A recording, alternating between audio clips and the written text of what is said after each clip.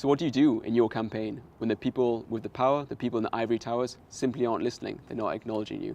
Well, it's time to take a little bit of action and cause some trouble. My name is Guy, and I'm part of Fossil Free Uppsala. We are a student-led organisation, and we are pushing our university to take their money out of fossil fuels. As Fossil Free Uppsala, we are part of the global divestment campaign, which worldwide, since its inception in 2012, has seen over $5 trillion divested from the fossil fuel industry. And here at Uppsala, they don't have a huge amount of money to divest from these big companies. They're not going to bankrupt Shell, for example, if they take their money out. However, as a noble and prestigious university, they can lead the way for other institutions to divest. So like most conventional campaigns, we'd already had a petition, both in paper, online. We'd had an open letter, which had got a load of signatories, but repeatedly, we just kept coming up against a wall of silence. And we thought, okay, we need to address this. And so we thought, okay, let's get their attention, let's cause a little bit of trouble. The Fossil Free team, we all met up together, we had a coffee, and we thought, how do we address this problem?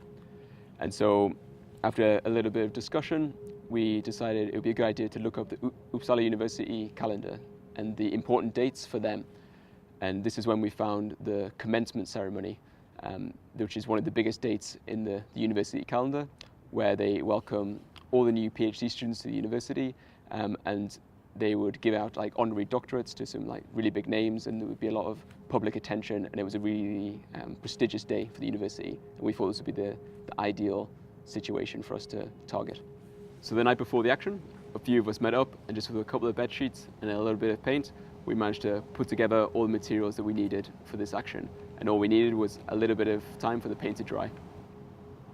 When the day arrived, we turned up here a little bit before the main event was due to commence, and everyone was coming in their posh clothes, their Sunday best. And we thought, okay, this is it. This is a good opportunity. And we came in our shirt and our ties, looking as much as we could like waiters and waitresses. And we had some silver platters, and we decided to serve some hors d'oeuvres, because that's what you expect at a posh event. And we had the finest coal and oil to give out to the esteemed guests as they were coming into the event. And when they started to question this kind of unusual choice of hors d'oeuvre, then we explained about the university's stance on divestment and the real reason why we were there. Because this was such an important day on the calendar of the university, a lot of people here were taking photos, and that is why we brought several banners along to the action, and they will have appeared in countless photo albums for years to come after this. My particular highlight of the action was when this guy arrived who was receiving an honorary doctorate. He was an esteemed scientist involved in climate and acid rain, and he engaged us, and he really gave us his backing, and he really supported our act of getting in the face of the university and tackling them on their own ground at one of their most prestigious events. So when the action was over, the university thought, okay, that was it. However, we had another trick up our sleeve. During the preceding month up to the event, we had been engaging with all of our contacts, not only in Uppsala, but across the world who are involved in this campaign. And we had an online strategy, and we engaged in a thunderclap. And so at midday on the day of the action, we had people signed up to automatically tweet or send a Facebook message to the university itself and also the board members of the university. When the thunderclap went live, over 100 tweets and Facebook messages got sent instantaneously to the university and also the board members who are making the decisions on this stance on divestment. But it didn't just stop there. All the followers of these people on Twitter and Facebook, they had the opportunity to click on an embedded tweet, and this spread like wildfire.